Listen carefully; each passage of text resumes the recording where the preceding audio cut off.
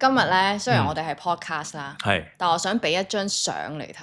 哦，咩相咧？嗱，咁呢張相話說咧，有個人類學嘅同學仔咧，佢有一日喺我哋個 WhatsApp group 度就 share 咗呢張相出嚟，我覺得好有趣，一定要同你分享。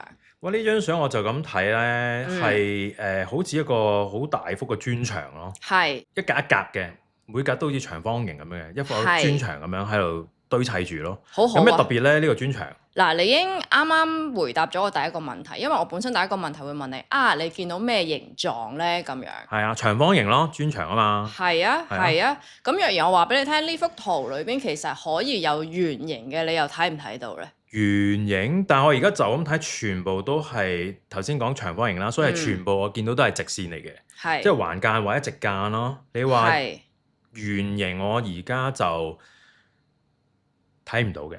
OK， 你試下嘗試咁樣望，係斷，你見唔見到圓形咧？你咁樣斷之後，我就見到啦，即係喺個磚與磚之間，原來佢係隱藏咗個圓形喎，真係好有趣嘅呢件事，因為咧我初望呢一幅圖嘅時候咧，我同你都係一模一樣，一開頭就淨係睇到長方形啦、正方形啦，咁跟住我同學仔就話：你睇唔睇到圓形？咁我睇唔到，我真係睇唔到。跟住最後咧係要佢喺嗰個 WhatsApp 嗰度 set 一張相，跟住畫啲圖咁樣圈俾我睇，我先至係喎，點解咁神奇嘅？因為呢張相本身無論你點睇，打橫睇、打斜睇，點樣睇都好，都係長方形同埋正方形咯。係啊，常人係咪睇唔到㗎個圓形？嗱，原來呢壇嘢係咩事陰人咧？㗎咋呢個？佢咧其實咧呢幅圖咧係一個視覺嘅科學家喺一篇論文，好似06年啊。咁樣就刊登咗出嚟嘅。咁佢呢張相個意思咧，佢就揾咗3班人嚟到去做測試。第一班人咧就好似同我哋好相似嘅，就係城市人。OK。咁跟住咧，佢就揾城市人去睇呢幅圖啦。咁大家都見到 OK， 長方形、正方形咁樣。同我哋個狀況一樣，就係冇喎，冇圓形喎。咁於是咧，佢就再揾另一班人。咁嗰班人咧就係住喺納美比亞。納美比亞係啊，好難讀呢個。唔知點解好難。納米比亞。納米比亞係咪？我冇讀錯啊？我唔知你係咪想講納米比亞？係啊，冇錯。呢個地方啦，咁佢係咧semi-urban 啊，即係講緊就係一半嘅城市，即係佢都比較鄉村，但係佢都會有啲大廈咁樣嘅。咁呢一啲人咧，佢一望幅圖咧，有48% 咧都係見到圓咕碌。係，即係佢哋就望到個圓咕碌。佢就望到圓咕碌。咁佢哋係先望到圓咕碌，定係好似我哋咁樣都係望到長方形先嘅？不過佢再睇真啲，先望到圓咕碌咯。先望到圓咕碌，跟住之後同佢講：你見唔見到長方形咧？佢認真睇，佢係可以睇到嘅。調翻轉啊！係啦。哇！第3班人咧就係新巴族。咁新巴族咧就完完全全係一啲好傳統、好落後嘅鄉村居住嘅。咁嗰啲人咧就全部一致認同係圓形咁樣咯。哇！即係循序漸進，城市人就係一定係長方形、直線。納米比亞，係咪呢個就係納米比亞咧，就係一半圓形，亦都睇到長方形。係啊。最尾嗰個新巴族就淨係圓形。原來發生咩事咧？就係因為我哋咧居住喺城市啊嘛。咁我哋高樓大廈長方形啦，高樓大廈嘅窗又係長方形啦。我哋個城市規劃有好多嘢個形狀其實都係長方形或者矩形啦。睇就係睇咗直線先。冇錯。咁至於新巴族嘅人咧，因為佢哋住喺鄉村啊嘛，即係可能佢哋啲茅屋係圓咕碌頂啦，佢哋個井又係圓形啦，所以佢哋嘅生活嘅狀況底下係遇上好多圓形嘅。哇！所以其實嗰個居住環境係影響緊我點睇嘢喎。係啊，即係縱使我哋其實係知道有圓形、有長方形、有三角形，即係有呢啲認知啦。但係估唔到我哋個視覺有時都會呃到自己，就係因為我哋個文化背景又唔同咯。除咗頭先你講視覺之外咧，我覺得聽覺咧都有呢個唔同嘅。我同我太太咁樣咧，有時喺屋企咧，我唔知係咪以前做電台做得多啊，咁我長期戴住 headphone。我係對於啲聲音咧好敏感嘅，即係我成日咧喺間房嗰度咧，我會問下佢：喂，你聽唔聽到有啲聲咁樣？跟住話吓，冇喎，聽唔到喎。跟住我就話唔係啊嘛，我聽得好清楚喎。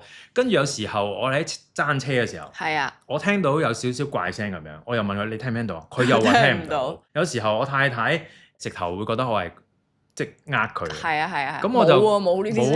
係啊，即係我覺得呢樣嘢又係好難搞，因為譬如我對於聲音嗰種敏感，或者可能我之前個行業咧令我有呢個，因為每日你喺度剪聲啊，你就會每日留意住啊，咁你就會有呢個感覺啫。但係我太太可能長時間其實做緊啲文職嘅嘢，佢根本冇乜點用個耳仔，可能啦。咁但係就會有呢樣嘢咧，跟住我講俾佢聽咧，其實佢都未必明白我原來我對聲音嗰樣嘢咁敏感啊。因為點解我會有呢個提出咧？有時候咧，喺間房入面咧瞓覺，我唔知你會唔會，即係咧我係少少聲音咧，我都會影響我瞓唔着嘅。我諗我冇你咁 sensitive，但係我都幾敏鋭嘅，但係應該冇你嗰種咁誇張。咁跟住我太太又會覺得，唉，有冇搞錯？咁嘅少少聲音你都覺得嘈？係啊，你都覺得嘈，好細聲嘅喎咁樣。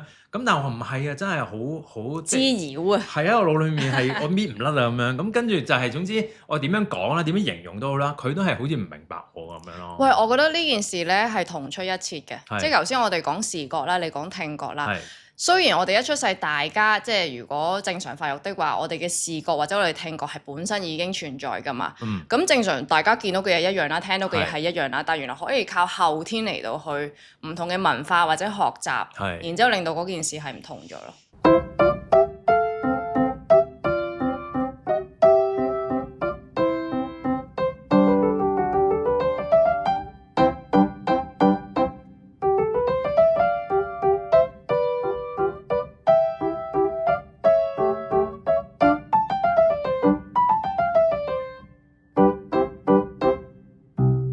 公司咧之前每段時間咧都係有人去旅行噶嘛，咁所以我哋個 pantry 長期咧嗰個台咧都會有手信嘅。哇，咁開心㗎！即係每個禮拜都會有一堆手信，因為每個禮拜都有同事去完翻嚟，咁樣就好好啦咁樣。咁啊勾起我咧對於去旅行咧，其實以前咧我哋就好簡單嘅啫，對於手信，即係可能最早嘅年代咧去日本咧，可能買啲帆立貝啊、草餅啊，咁大家都係咁食噶啦。帆立貝係啊，帆立貝啊，乾嘅。哦，我諗到大粒，即係帆立貝仔啊。係啊。OK，知道。咁啊好 casual 咁嘅啫嘛。咁但係去到後期咧，我發現而家呢個年代咧，好似大家對於手信咧要求高咗好多。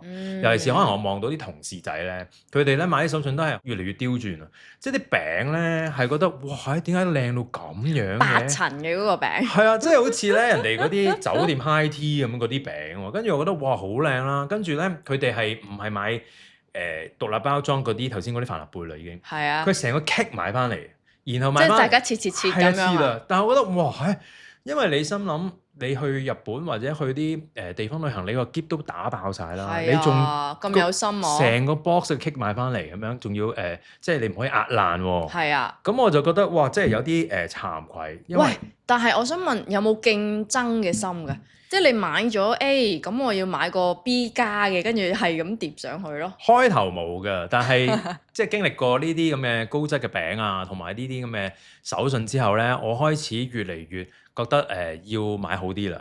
以前就覺得買翻嚟咪得咯，有咪得咯。而家唔係啦，而家要自省啊，要反省下買完呢樣嘢係咪好過即係之前嘅朋友仔咧？哇，好大壓力喎咁樣。係啊，但係呢個我懷疑係咪必然會發生嘅事嚟嘅咧？同埋我想即係呢一度講一講呢個人類學嘅概念，因為人類學真係有咁樣講嘅，有一個概念叫做 reciprocal 啦，咁就係分3個部門嘅，或者3個步驟應該咁講。第一個咧就係我送啦，咁中間嗰個咧就係我收啦，第3個咧就係我回饋咯。咁永遠就係 OK。若然有個人送咗嘢俾我，咁我收咗啦，我呢個恩情我要記住，咁我之後咧一定要回饋翻嘅。咁回饋完你又收到咯喎，咁你收到跟住你又送翻，就係咁循環不息。但係呢個咧係維持社會系統或者社會嘅關係好重要嘅一環嚟。你咁講令我勾起咧，因為所有手信都係有第一次嘅，係啊，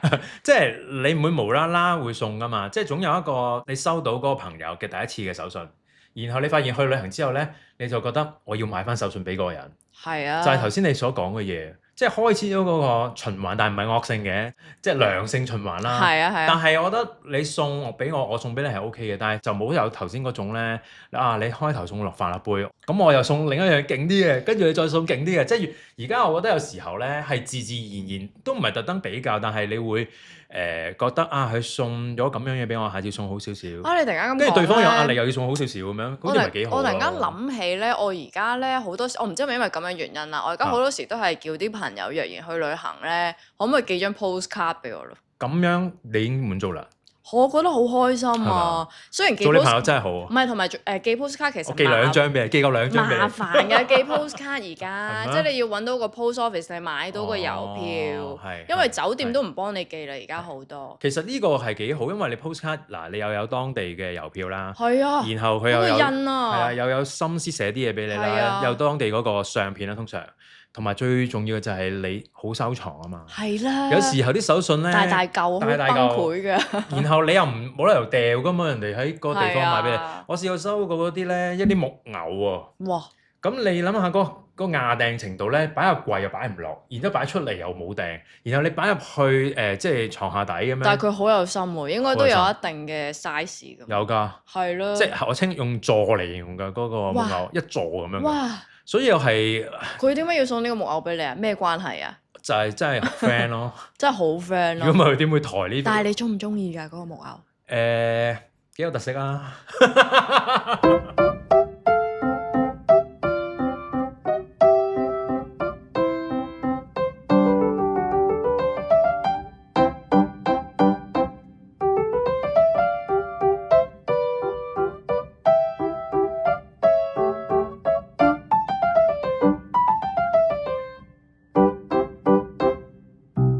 最近咧，因為即係有做下訪問啊，或者咧有時做啲什麼event 嗰啲咧，咁啲人總會問我阿妹啊，你想咧你嗰個 title 擺啲乜嘢？哦，即係你想係環保達人啦，演員啦、藝人啦、主持啊，定係點咯？咁好難揀嘅喎。嗱，咁跟住之後咧，其實我每一次人咁問我咧，我都唔識答。曾經有一次心情唔好嘅時候就話，可唔可以寫人類咁樣？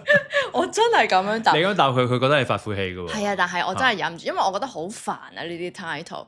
即係若然係啊，若然你寫藝人，我又唔中意，我唔覺得自己係一個藝人啦。你寫演員，我又唔至於淨係演員喎。你寫環保達人，我又唔至於淨係環保達人喎。所以我有時就話，可唔可以寫人類算數啦？即係我活喺呢個地球上面，其實我可以好多範嘅，我唔一定要有某一個 identity、某一個身份噶嘛。咁於是乎我就見到一條片，佢真係咁樣問喎，即係若然你唔可以形容自己嘅 identity， 唔可以形容你係男人，你係做過 DJ 或者而家做廣告界，唔可以講呢啲身份出嚟，你會點樣自我介紹咯？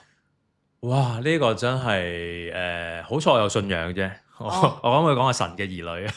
嗱係啦，連如果呢啲都唔講得咧，真係你好難形容。即係如果喺我哋語言或者文字嘅裏邊，你唔形容咧，你又話唔到俾人聽自己係乜嘢。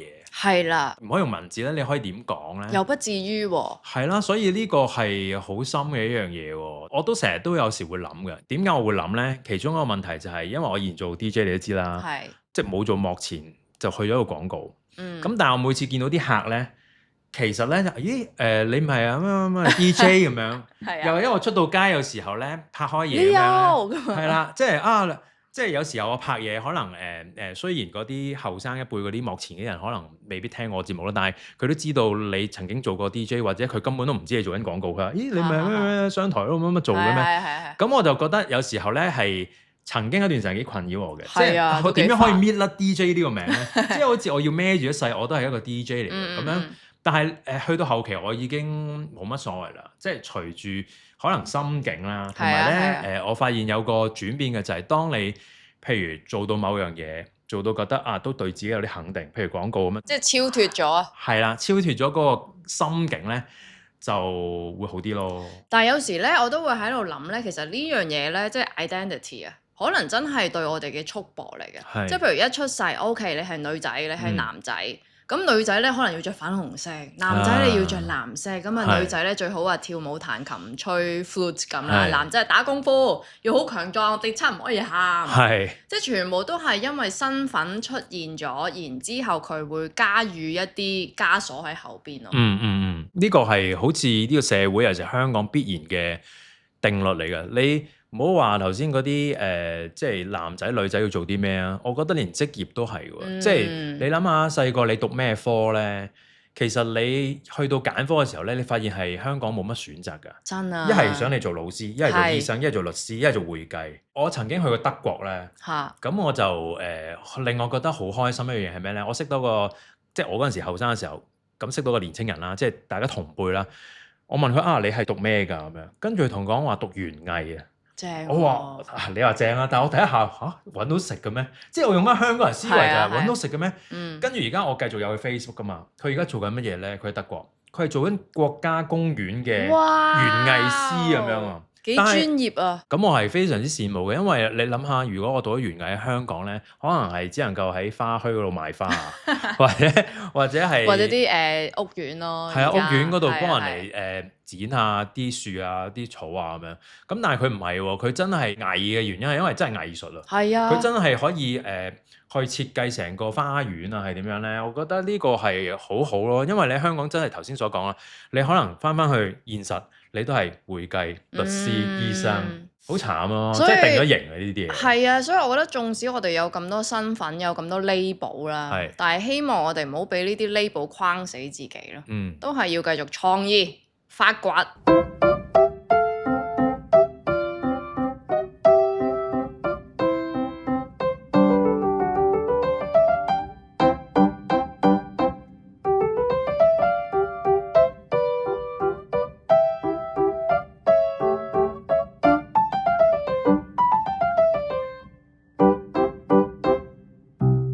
早排我睇到一單新聞咧，係關於一隻狗仔嘅，咁啊主人拖佢散步喺美國嗰度，咁啊拖佢散步嘅時候咧，有架車咧嗰個司機咧又轉彎嘅時候又冇打燈啦，然後又唔係太遵守交通規則啦，咁點知轉彎嘅時候咧就撞死咗隻狗仔。哎呀！咁啊之後咧個主人咧就梗係好唔開心啦，於是乎咧就告上法庭，希望有嗰個情緒嘅賠償啊，咁但係咧，原來咧喺美國紐約咧，佢個法律咧就係如果你呢啲咁嘅情感嘅傷害咧，係只有直系親屬咧，佢先會有咁嘅賠償嘅啫。即係人類係咪？係啦，人類係啦，人類。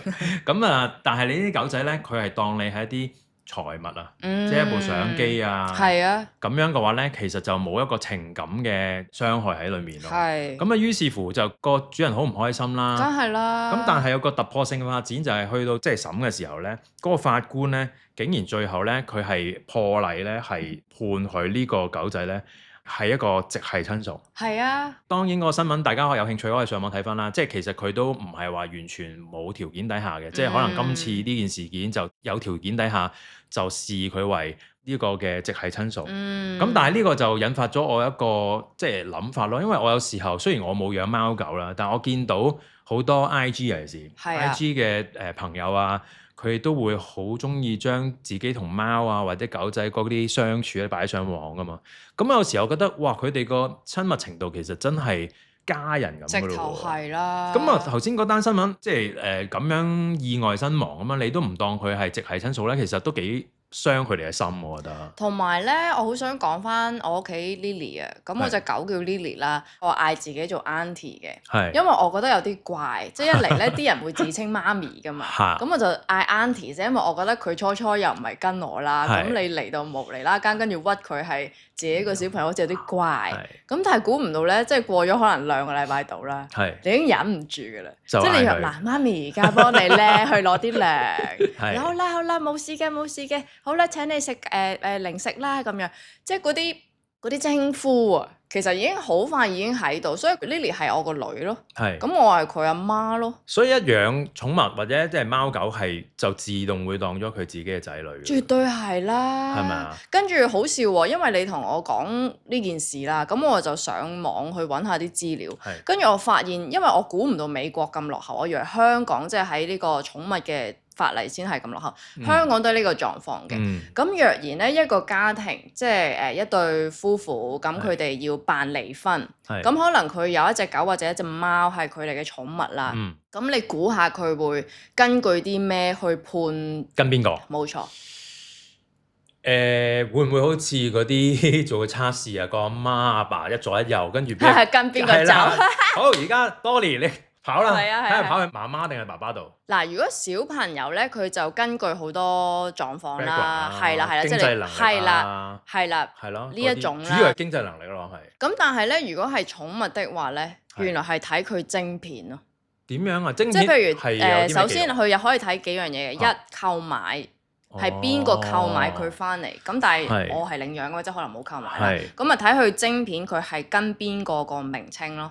因為每個狗狗 suppose 都要入個晶片，跟住之後。所以佢當咗晶片嗰個應該係 suppose 係你最緊張個位。冇錯。就會係晶片落咗你名。所以我哋可以喺法律度睇到，其實佢係當咗佢係真係好似你咁講，佢係一個財物咯。即係你邊個買個收據係邊個擁有嘅，咁嗰樣物品就係我咯。喺香港養貓狗嗰啲主人咧，其實我覺得已經唔同咗以前好多，因為最近咧我去嗰個貓迷展咧，其實我就第一次去嘅，即係佢搞咗好多年，但係我都係第一次去見識下啦。因為我心諗啊，其實點解可以一個貓一個寵物咁樣都可以搞個展覽咧？梗係啦，我完全係超乎我幻想，因為以前我太太都有養貓嘅，但係佢哋嗰個年代咧，你諗下講緊20幾年前咧。即係未有推車仔，未着衫，係啊，頂多係靚啲嘅貓糧。OK 嗰啲咯。咁而家我一入去貓迷展嘅時候咧，我已經覺得哇，已經係令我好讚歎啊！第一樣嘢就我見到有好多個攤位咧，係好似我以前嗰啲影結婚相啊，或者影畢業相啊，係啲主人咧同隻貓貓一齊影啲家庭照 ，family photo 咯，係啊，仲要好靚，冇錯，好專業啊！而家咁我就覺得哇，已經係覺得好讚歎啦。跟住咧，貓嘅玩具唔使講，多到癲。以前係得好 hea 嗰啲嘅啫嘛。係咪棒棒？我唔知有冇棒棒。棒棒嗰啲撩下佢嗰啲啦。係啊。但係而家係已經進展到有啲咩貓草，但係要做到隻炸蝦咁咧。咁知啊。跟住有唔同嘅公仔，但係每個公仔都原來係有啲貓草喺裏面，等佢玩得好開心㗎嘛。咁跟住有啲係可以專係俾佢磨爪嘅牙通子，但係嗰啲牙通子以前係好 hea 嘅啫嘛。而家可能有摩天輪啊，係啦，又唔知遊輪啊咁嗰啲。超靚喎！跟住仲有最重要嘅就係而家保險都有啊。以前我覺得人先有保險，而家連寵物都有保險。係啊。咁我就覺得入完呢個貓迷展之後，我就發現原來咧，你冇得話已經話當唔當佢係家人啦，因為其實好自然，大家已經係成為咗家人啦。因為如果你唔係家人嘅話，你基本上唔會喺個展覽裏面咧又影好似畢業相嘅家庭照啦，跟住又有保險啦，跟住又有好多唔同玩具啦，都未講屋啊。救護車又有啦，即係好多其實唔同嘅嘢去保障自己嘅寵物。喂，我覺得咧，其實同我哋而家啲人開始唔生，唔知有冇關係？可能即係唔生小朋友啦，咁跟住我啲貓貓狗狗或者兔兔什麼就係我哋嘅小朋友咯。可能仲聽話啲添啊！梗係啦，易湊好多，認真。但係我想講，所以香港真心落後咯。原來有好多國家已經有呢個法例啦，即係當寵物係我哋嘅伴侶咯。咁變相即係若然真係離婚，咁我哋判咗俾某一個人咧，係真係可以小朋友咁樣，我可以每個禮拜weekend 去探一探佢咁嗰種咯。其實我覺得呢啲好重要，因為咧我成日覺得，就算養寵物都好啦，總會有啲人咧係3分鐘熱度啊，又或者其實佢即係開頭嗰幾年好活潑，貓仔好得意嘅時候咧，佢哋梗係好開心啦。係啊。但係去到之後幾年，可能有多啲病痛啦，即係好似屋企人咁啫嘛，你爹哋媽咪。或者係你年紀大咗，甚至乎你仔女都會有啲病痛嘅時候，你會唔會可以咁撲心撲命為佢咧？即係呢個我覺得係一個考驗咯。跟住去完貓迷展之後，我更加覺得即係唔好佢靚嘅時候啊，最後生嘅時候你先中意嗰隻貓狗或者寵物，你係要到佢老嘅時候，你都繼續好好照顧佢，呢個先係好咯。絕對係。